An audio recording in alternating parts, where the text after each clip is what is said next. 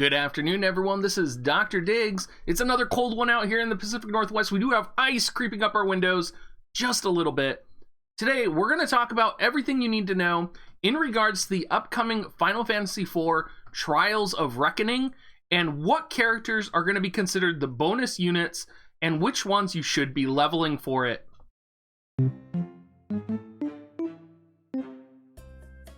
Now, a lot of you guys were taken by surprise when the initial Trials of Reckoning came out with the Ribbon event.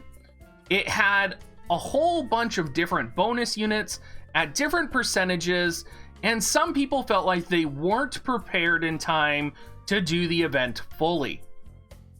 My goal with this video is to give you warning ahead of time about what units are going to be important and what your composition might be for the Final Fantasy IV Trials of Reckoning event, because I know for a lot of people, this is going to be a very important event, particularly if you want to make sure that Kain and Rosa are maxed out to the best of their abilities. That means that they have the best equipment that they can get.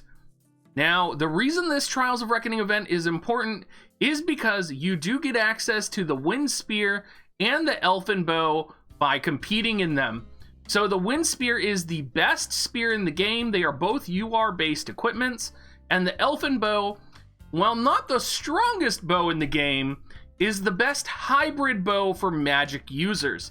That's going to mean it's the best row for Rosa, potentially Fina if you want to do that too, but it's going to be a very powerful bow for her. So if you are planning on maxing her, if you are planning on maxing Kain, these are going to be important events to participate in. Even if you don't plan on maxing Kain, but you do have a spear unit, making sure to get this Wind Spear is going to be very important. Now, the question most people probably have is which units are the bonus units? So the bonus units for this event are going to be Cecil, Kain, and Rosa as XL bonus units. Victoria and Eileen are going to be large bonus units. Then we have Shell and Ramada, which are going to be medium bonus units. Then we have Mont, which is going to be a small bonus unit. What's unique about the bonus units right now is that 3 of them have steal time. So we have Victoria with access to steal time. Shell will also have access to steal time. And of course, Ramada will have access to steal time. So if you are planning a strategy, right? Let's say that you're going for Pierce comp or you're going for slashing comp, and you want to have multiple steal time users on your team, it's going to be really important to either have a Victoria leveled for steal time for you, a Ramada leveled for steal time for you, or to have Shell leveled for steal time as well.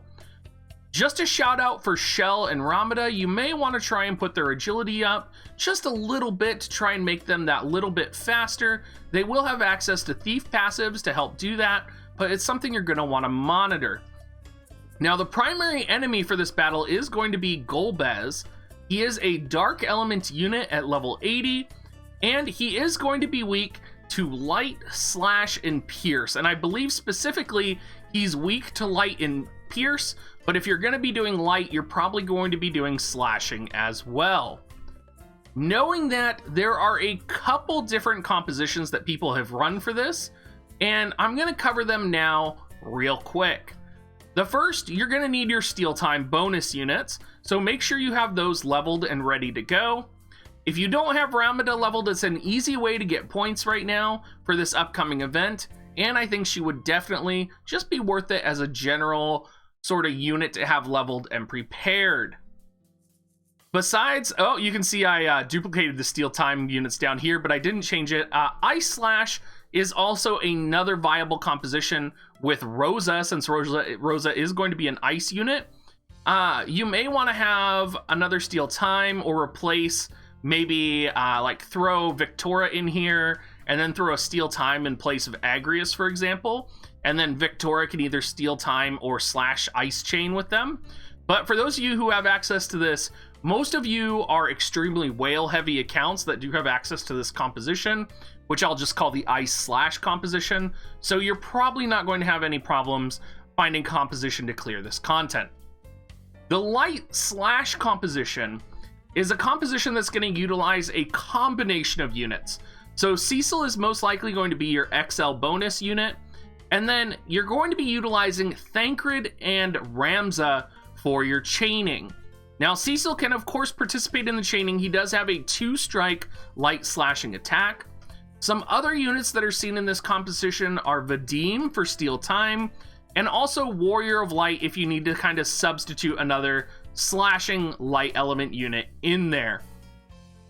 I would say this comp is probably one of the more common strategies that we're going to see for this.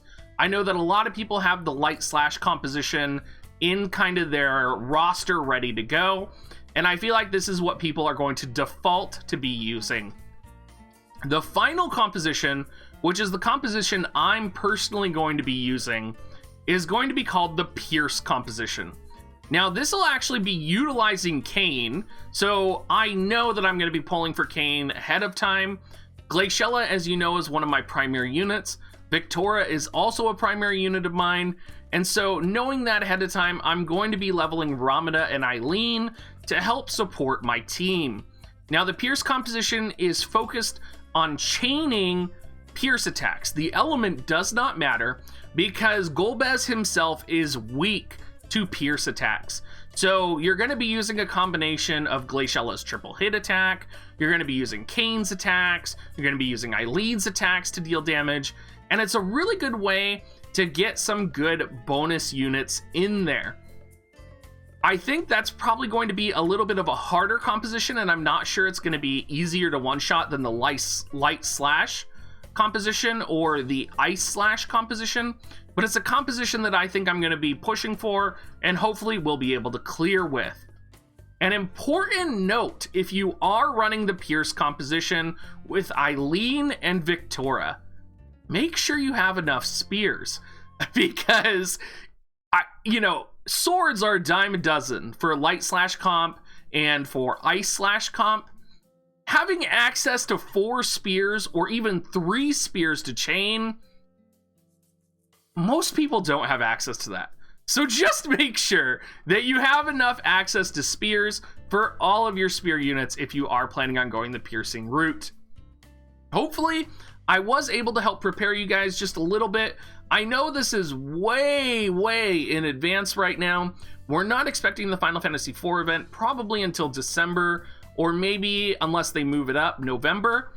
But honestly, I think you do need to be prepared for this, and you do need to be planning your Rainbow Fragment usage, particularly for those of you that maybe have Victoria or Eileen. I think Eileen would be a really good unit to invest in right now, since we also got the Odin buff that affects her, and Halloween Ryryu also affects her. So definitely something to be thinking about, and something to consider. Thank you so much, everyone. If you are planning on buying Visior, please use my affiliate link at dig.gs/coins. Also, make sure to come check us out at our Discord at dig.gs/discord. I love hearing from you guys. Y'all can send me a private message anytime you want. If I don't reply, I'll probably reply within the day, or I might just be doing something. Hope you guys have a great rest of your day, and I hope it warms up for those of you guys that are out here in the Pacific Northwest.